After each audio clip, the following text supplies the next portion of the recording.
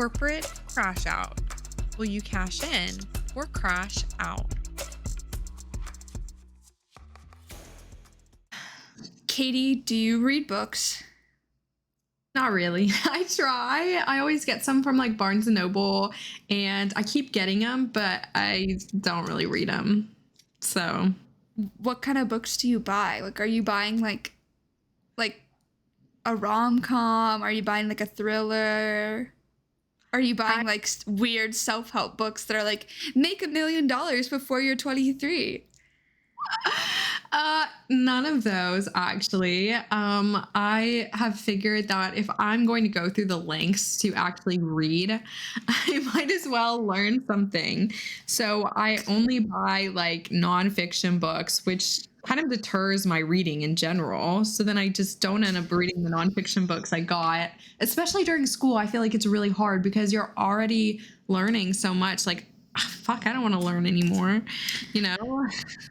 Okay, I do agree that like it's hard while you're in school and you're like reading like long cases and like you have a shit ton of homework and that sort of thing that's usually like reading heavy. But hear me out. My senior year of my senior year of college, I don't know why I started reading again, but randomly I just like picked up a book one day and read, and then like I haven't been able to stop reading since.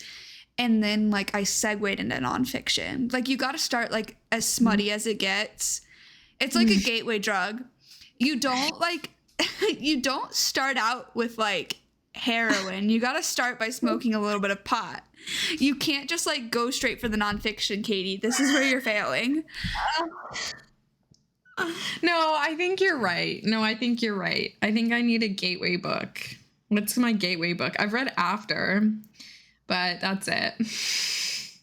Yeah, I think we're gonna need something a little more gateway-esque. But I fully don't understand how these frat men are out here and like honestly like grown ass men too, just like straight up reading either books about like the revolution or like like weird ass self-help books. Do you know what I'm talking about?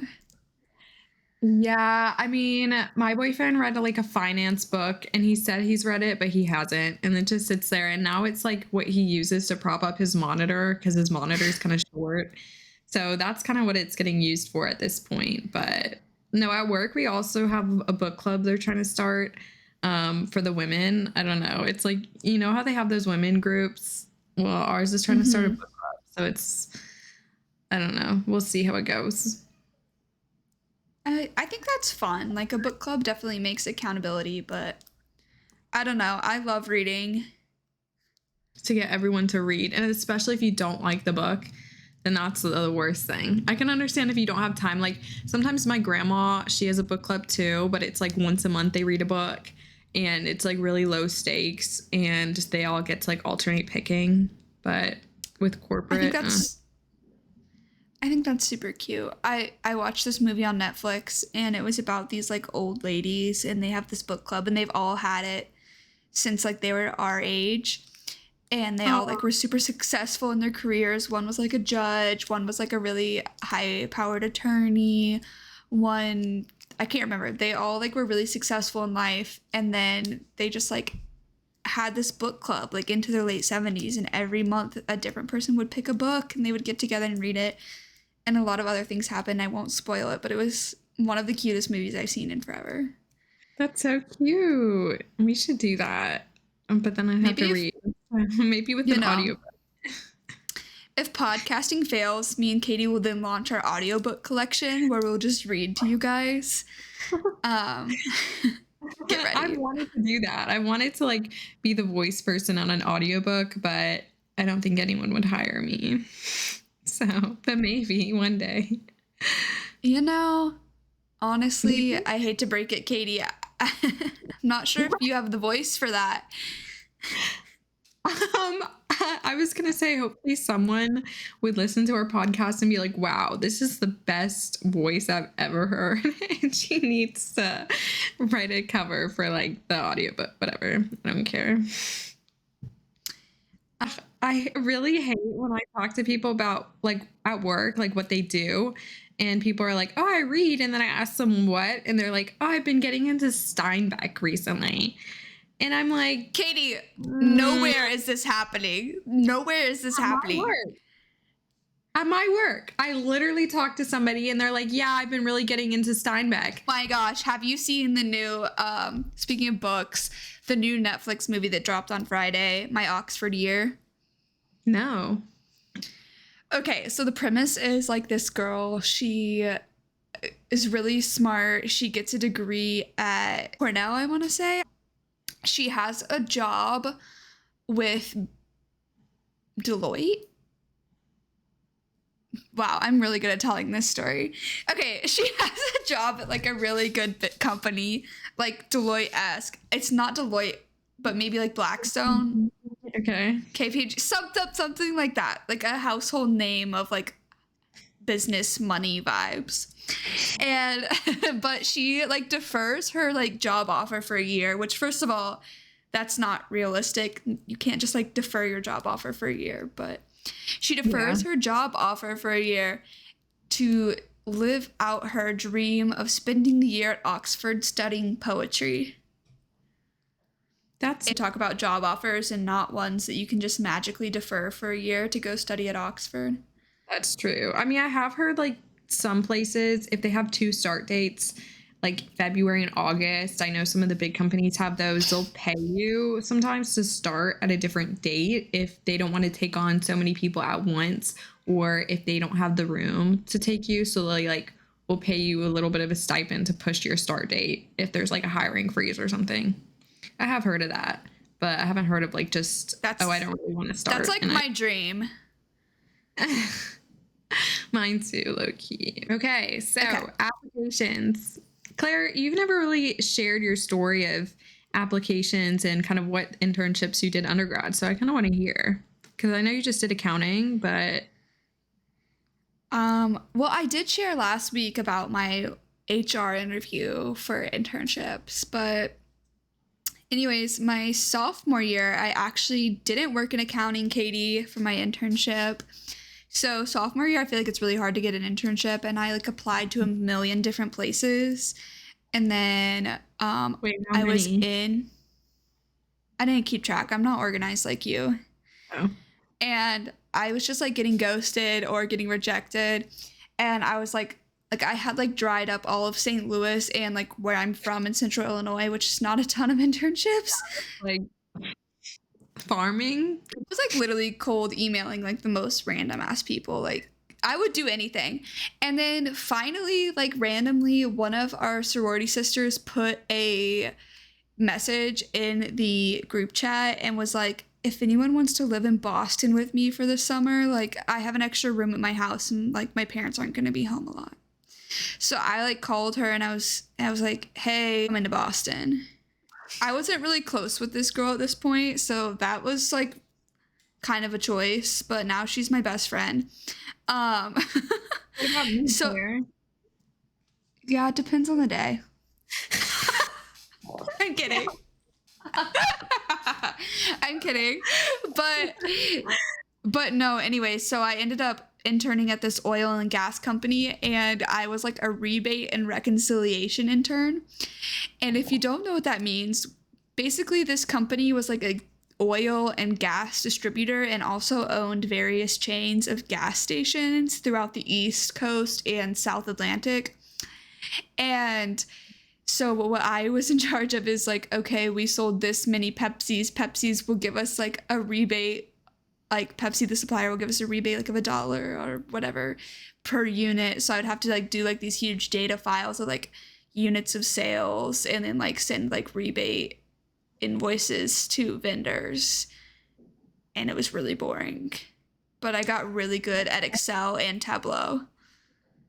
Okay, Tableau. I really love Tableau, so that was a plus for me when I did my sophomore internship.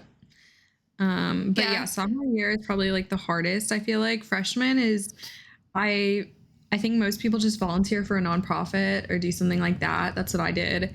And I found mine freshman year on Check Internships, which I don't think exists anymore. But they used to post internships. They used to post internships that were like I would search for the lowest commitment one, like 5 hours a week, and I would do that and put that on my resume. And then I went and worked at an ice cream shop to make money. And then sophomore year, I had to apply to like over 200 jobs. I want to say, like, it was insane. Just because I was applying mostly to tech, and that was during the huge tech freeze when like SpaceX was taking back all their offers and saying that they didn't have space, and Intuit was like crumbling. Not Intuit. Which one was it? I don't know. One of those. So yeah. So I was kind of stressed out and didn't find anything till like April, but that is really typical, honestly, sophomore year. When did you find out about yours, Claire? Sophomore year. Yeah, probably about the same, like probably March or April. And I was like, yeah, definitely moving in like it was the first week of June that it started. It was definitely only 2 months before. So I feel like that's pretty normal, but yeah. Yeah. And I think you pointed out something great too about sophomore. Like sophomore year, you have to apply to more than one place. Like I was trying to apply everywhere in Atlanta and I just couldn't, like I ended up getting something in Atlanta, but it was after I already got like a St. Louis offer. So you have to apply to multiple locations, in my opinion, I think. So like probably your college and then where you actually like residentially live. I don't know if you agree with that. No, totally. That's definitely was one of like the best summers of my life too. It's just like you can just pick somewhere random. I don't think people realize how many like lease takeovers and like options for summer housing are available. I know that my friend who did an internship in New York City like ended up being able to find super cheap housing like with a doorman in Lower Manhattan, and it was specifically designed for women interns in town for the summer. So I feel like a location should never really be a deterrent because you can always sublet your place and pay for a different place. Yeah, 100%. I think it just like also depends how much money you have and if they're paying you. But other than that, yeah, we'll get into a different episode that talks about location and which companies pay you guys for relocation during your internship or full time. So we will cover that too. But yeah, I think that's a great point. Jumping into the applications and interviews, I know when we talked, Claire, you said that you didn't really organize your application. I remember the first time actually Katie showed me her organizational tool for applications. I was like, who is this bitch? Like, I could never be so organized, which is hilarious because I have the most type A job. But like my life, if you know me, is type B. Like, this is Katie. This is literally my to-do list for like the next 2 weeks. Or just like random ass like scribbles. And then like I did a one day over here, but like that's how I keep track of my life. Why don't you just put it on a notes app or something? I have a friend that does a Google Doc and she like writes everything she has to do every day on a Google Doc. I think that my problem is if I actually wrote out everything that I need to get done in my life, like I would just like have a panic attack and fall off my balcony. I'm not gonna keep trauma dumping anyways, but Katie has a really beautiful spreadsheet that she uses to keep track of her internships, and maybe we'll link a template in the link tree, Katie. Maybe. Yeah, if you guys are interested, follow us and then we can send a link to you guys via Instagram DM or TikTok DM.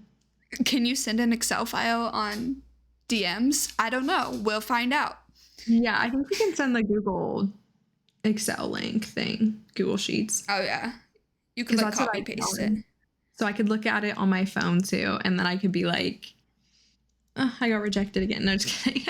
But kind of not.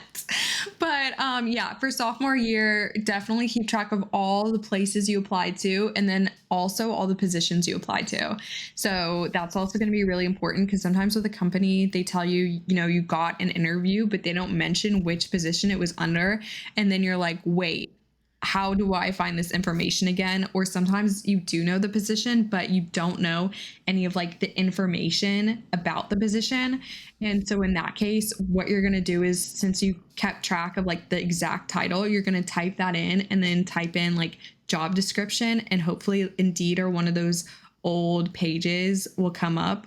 And then you're going to find the job description. You probably won't be able to find it on like LinkedIn, but with Indeed and some of those older ones that keep the postings up even after they're recruiting, you might be able to find what specifically the position asks for so you can bring it up in your interview. But anyways. Yeah, I feel like even copying and pasting all of that into a Google Doc would be a good idea because you really need to practice for your interview with the job description in mind. Yeah, I mean, that's what I used to do. If I ever interviewed for a job, I would make a Google Doc and then I would write what position it is, what the job description is, who's interviewing me, and anything I should know about who specifically is interviewing me. And then I could go back and like, if I get another interview, I could be like, oh yeah, I actually interviewed with this person last time, or I could do whatever. But just keeping track of all that information is really necessary. So yeah. See, I would do that. Like 15 minutes before an interview, I would jump on a Google Doc and just do like a word dump, like based on their website and stuff. 15 minutes? Maybe 30. Claire, there's some, I literally started doing that a week before the interview. Like if I was bored in class, I might do it sooner. Like I would like put like their core values and like look through their website and see what kind of people they're trying to find and that sort of thing, and like have thought out already, like why do you think you would be a good fit at this company?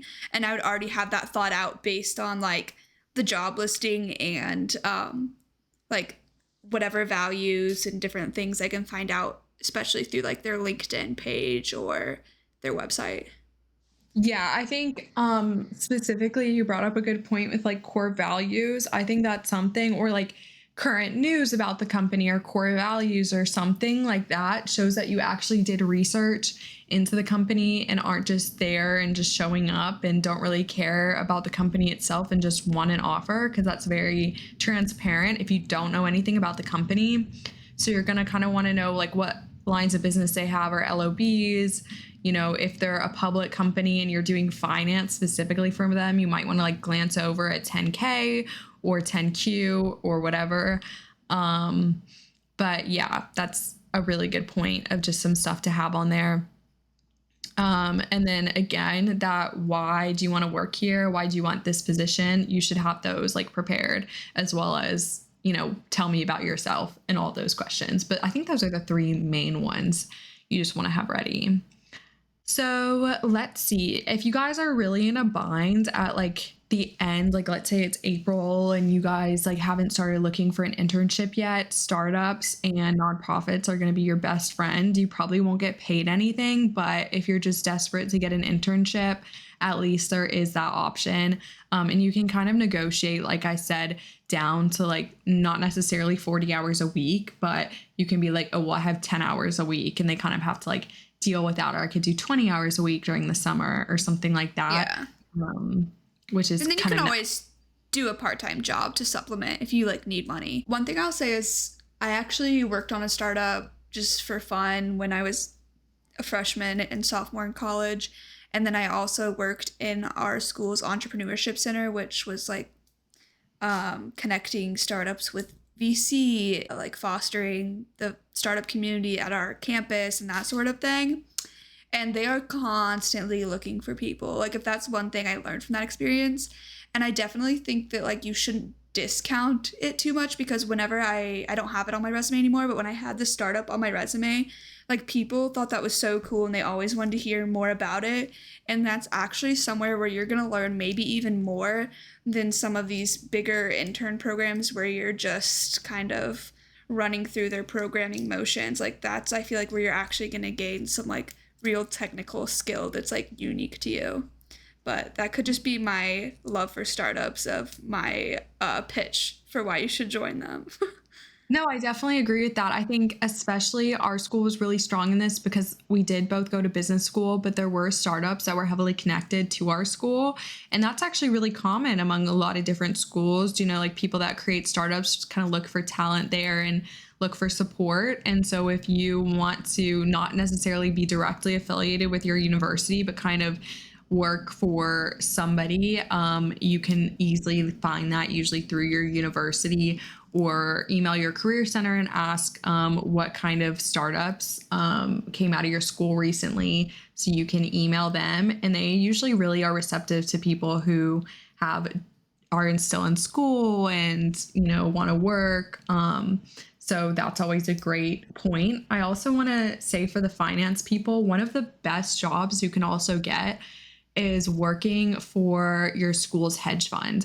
So you know how every school has an endowment and they have to invest obviously in it. And that's what drives like a lot of money and growth over time. If you're in finance and actually really want to do kind of like money management or anything on that route, it looks actually really amazing to work for your school's endowment. I will say for at least our school, it's almost a year prior that you have to apply.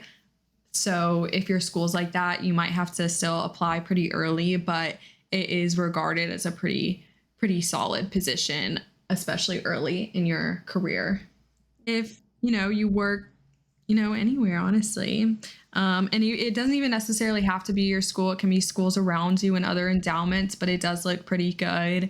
Yeah, and it's well regarded, especially in investment banking or anything like that, because you kind of understand the ins and outs of deals and, again, like private equity or Yeah. yeah. Also, nonprofits, on the same note, Yeah. I feel like they like always need help and are rarely going to turn you down, and also something that looks super good on a resume. Yeah. And I think with nonprofits too, especially early in your career, you can kind of ask for what kind of work you want, which is really helpful. So, if you're trying to break into finance, I know for me, like it was so hard to get a finance job starting out. So really asking like nonprofits if I could help do their budgeting or help with any, files they needed sent to investors or anything like that. That was a big help to me just to break into that space. And yeah, again, it doesn't have to be a nonprofit necessarily in your area. You could also do a virtual job. That's what I did. I actually did mine out of Minnesota. So the leader would meet with me and I would meet with him, and it was cool and pretty easy. Slay. Okay.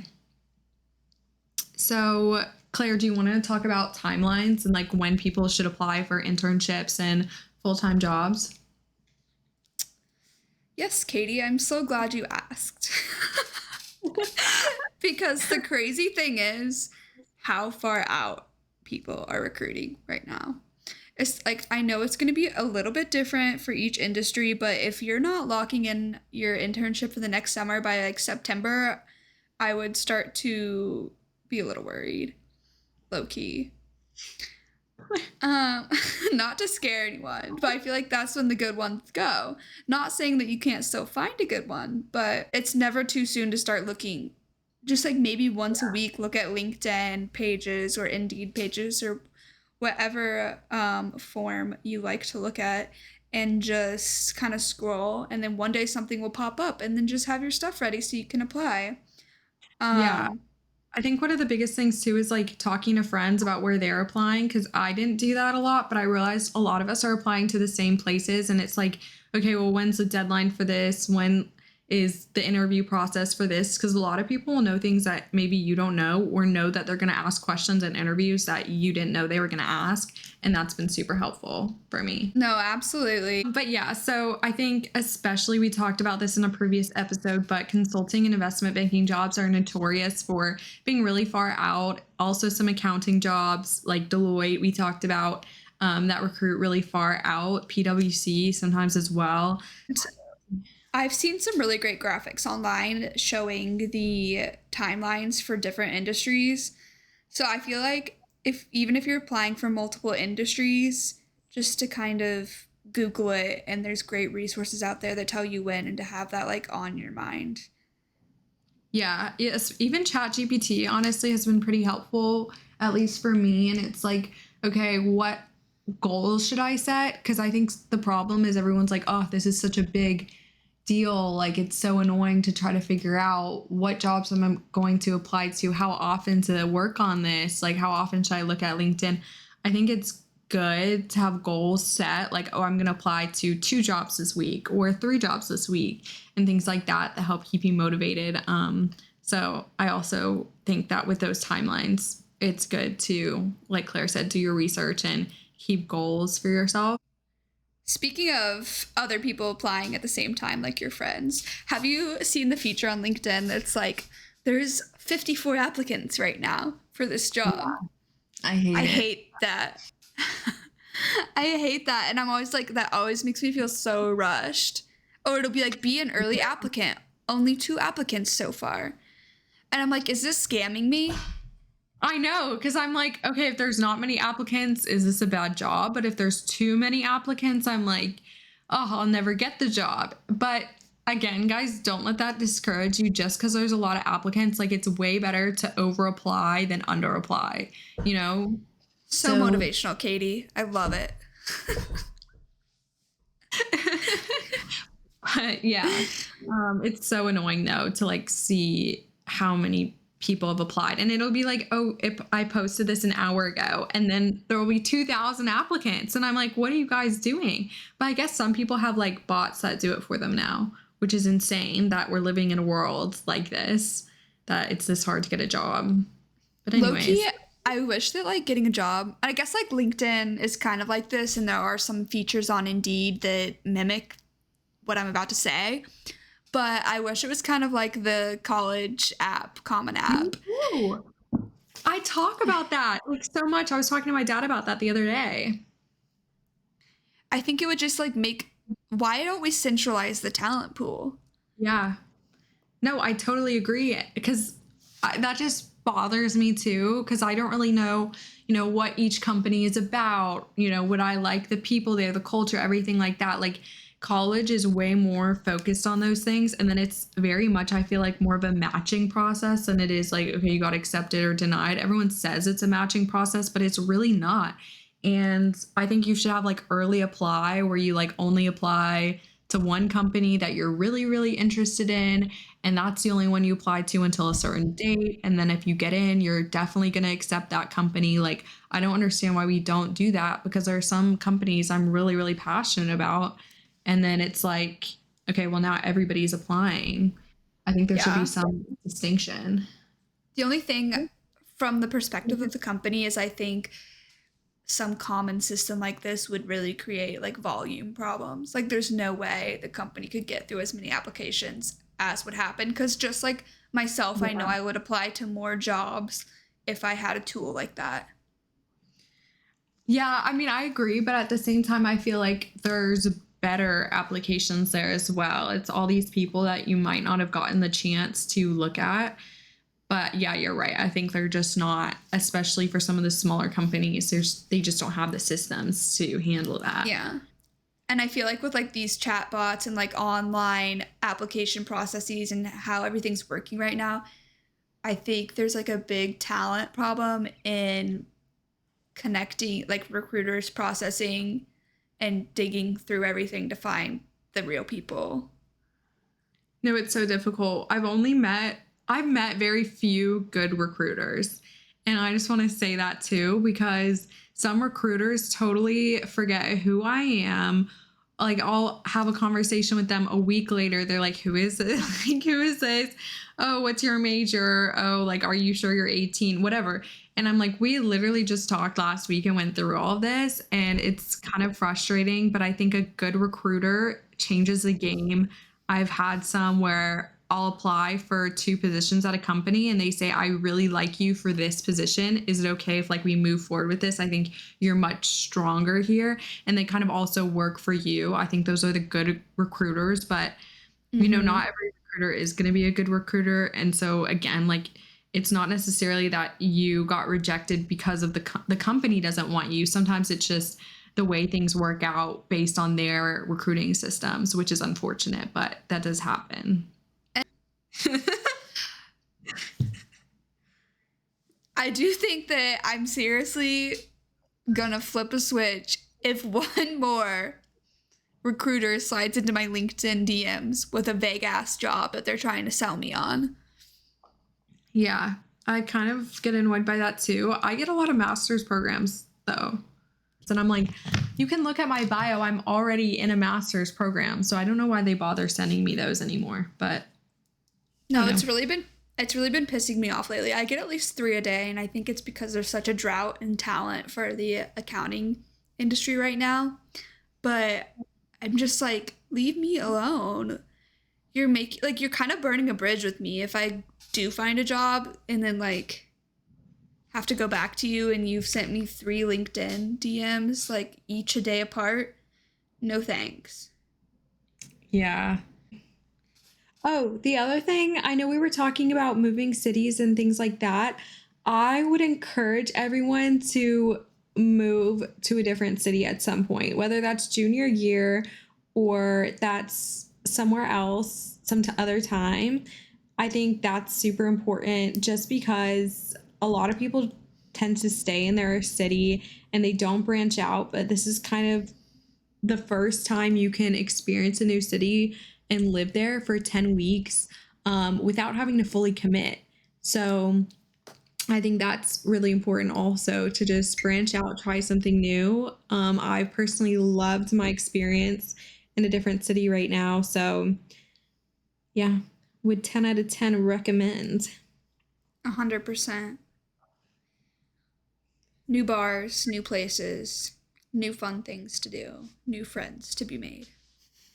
Yeah. And my other thing is, I don't think, unless you really love a company and are 100% ready to work there full time, that you should go back to the place you interned prior. Like, if you intern a place sophomore year, you just want to do kind of like the easy thing and intern there junior year again, it's harder because you don't have any options. If they don't want to hire you back full time, let's say they have a hiring freeze, whatever, you don't really have anything else. And it's also just good to experience new things because you might like it more than your other internship. I've definitely had that happen to me where, I really liked an internship. I wanted to go back, but I pushed myself to go somewhere else, and it taught me a lot about what I like and what I want to do. I agree. I think that that's super important to think about. Like, unless you've already accepted a job there and they're like, do you want to do one last internship? Just for shits and gigs and like go for it. But because that's definitely, yeah, because I've definitely seen where people are like, I accepted a job there, but I still have my junior to senior summer to kill. So they'll go back to the company they were at. And I think that that's probably good because you can continue to build your relationships and stay at like the front of their mind. Anyways, Katie, what I wanted to ask you is, what's your favorite place to apply to jobs? Do you like LinkedIn? Do you like Google Jobs? Do you like Indeed? I like LinkedIn, and sometimes I use Google search for a specific area, but otherwise I use mostly LinkedIn, and then I apply on the website. I don't even use like the easy apply. I think that it's just, I know it's easier, but I think applying on the website actually makes sure you get in where they need you to on their back end. So that's why I choose. I agree.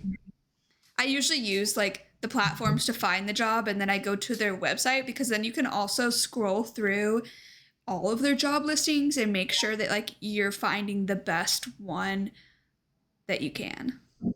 Yeah. And the other thing is too, like sometimes I don't know why they do this, but sometimes they'll retire one job listing and then they'll start like a new job listing that's really similar. Do you know what I'm talking about? And then I don't understand that either.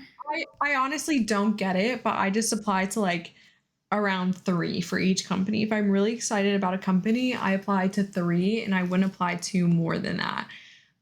Because then it just looks like you have no idea what you're doing and you just want to do anything. So kind of pick the 3 that you think you're the strongest candidate for and that you have the most interest in, and then apply to those. Well, thank you guys for listening so much to this episode. I know it was a little content heavy this time, but yeah, we really appreciate you guys. Please write in with anything you guys have questions on, or if you have any crazy corporate stories, we'd love hearing from you guys.